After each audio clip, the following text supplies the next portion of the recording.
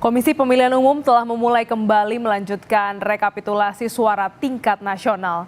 Rapat pleno dipimpin Komisioner KPU Idam Holik didampingi Komisioner Muhammad Afifuddin dan Agus Melas. Pleno dimulai dengan melakukan rekapitulasi suara pemilu di Osaka, Jepang. Sebelumnya, Rabu kemarin KPU merampungkan rekapitulasi suara di 7 TPS luar negeri. Tenggat waktu penyelesaian rekapitulasi suara di dalam negeri hingga luar negeri jatuh pada 20 Maret 2024. Pada Rabu siang, Ketua KPU Hasyim Asyari dan 6 komisioner KPU lainnya menjalani sidang pemeriksaan kode etik di Dewan Kehormatan Penyelenggara Pemilu atau DKPP. 7 komisioner KPU dilaporkan seorang warga negara yang juga sebagai pemantau pemilu terkait pemberitaan media massa dugaan kebocoran data pemilih tetap atau DPT di pemilu 2024. Kita skor, nanti kita lanjutkan setelah kami selesai mengikuti atau menghadiri sidang DKPP. Demikian rapat pleno kita skor sementara.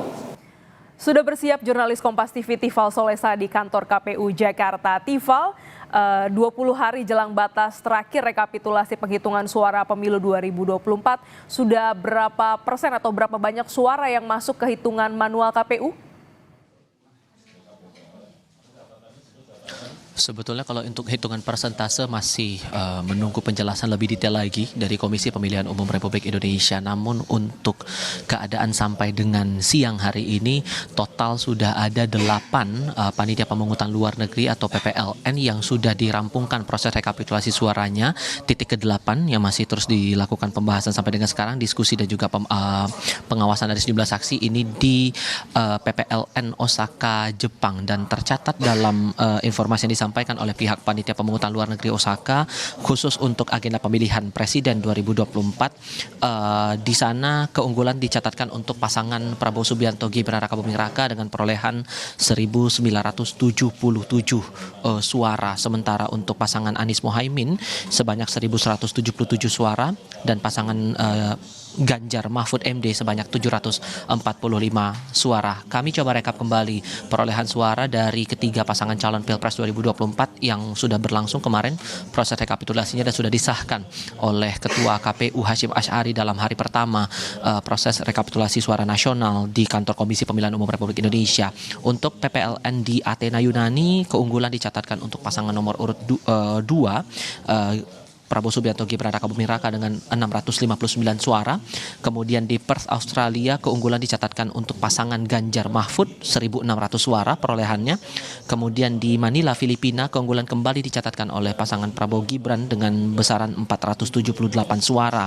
Kemudian Rabat, Maroko, dicatatkan keunggulan untuk pasangan Anies Mohaimin sebanyak 188 suara. Kemudian di Praha, Republik Ceko, keunggulan kembali dicatatkan untuk pasangan Prabowo Gibran sebanyak 185 suara. Manama dicatatkan untuk pasangan Prabowo Gibran kembali 528 suara, dan Tokyo, Jepang sebanyak 9.939 suara untuk pasangan nomor urut 2. Kalau melihat dinamika dari 2 hari perjalanan proses rekapitulasi suara nasional di Komisi Pemilihan Umum Republik Indonesia ini, Glenis, sebetulnya banyak interupsi ataupun juga perdebatan yang masih muncul sampai dengan saat ini sehubungan dengan penggunaan atau akuntabilitas dari data Sirekap. Ini yang kembali dipertegas lagi ataupun dipertanyakan kembali oleh saksi dari pasangan calon Ganjar Mahfud yang berkali-kali, bahkan tadi sebelum rapat pleno hari ini dibuka, mereka kembali mempertanyakan akuntabilitas dan aturan hukum mana kemudian dijadikan dasar bagi Komisi Pemilihan Umum untuk melakukan sinkronisasi data dari Sirekap ini sendiri. Apakah ada duduk perkara secara hukumnya, aturannya apa yang dipakai, kemudian seberapa akuntabel data-data itu kemudian diproses. Karena bahkan kemarin pun juga sempat diperdebatkan kenapa kemudian proses sinkronisasi ini tidak melibatkan langsung pihak saksi maupun juga pasangan calon peserta pemilu 2024, terlebih lagi adalah mereka yang ikut dalam kontestasi kontestasi pemilihan presiden. Tapi yang dipertegas kembali oleh Komisi Pemilihan Umum, entah itu dari Ketua Hasyim Asy'ari, kemudian yang pagi ini membuka sidang dari Idam Holik selaku Komisioner KPU, yang dipertegas dari KPU adalah Sirekap ini hanya sebagai alat bantu dan proses rekapitulasi nasional yang berlangsung hingga setidak-tidaknya paling lama hingga 20 Maret 2024 nanti merujuk pada formulir hasil atau formulir C hasil dari pemilihan pemungutan suara di tingkat provinsi maupun juga di pemilihan panitia pemungutan suara luar negeri atau PPLN di 127 titik. Nah, inilah yang menjadi dasar dan itu kembali dipertegas sekali lagi oleh pihak Komisi Pemilihan Umum Republik Indonesia. Bagaimana kemudian untuk perolehan rekapitulasi suara di tingkat nasional atau di tingkat dalam negeri begitu. Mengingat ini kalau kita merujuk lagi kondisinya, proses rekapitulasi untuk di skala nasional ini masih di tahap rekapitulasi di tingkat kecamatan, sehingga ini masih menunggu lagi proses di kecamatan selesai hingga tingkat provinsi ini rampung dilaksanakan, barulah kemudian KPU akan menggunakan data-data rekapitulasi nasional di seluruh provinsi untuk menyelesaikan seluruh perolehan suara, baik itu untuk pemilihan presiden 2024 maupun juga pemilihan legislatif 2024.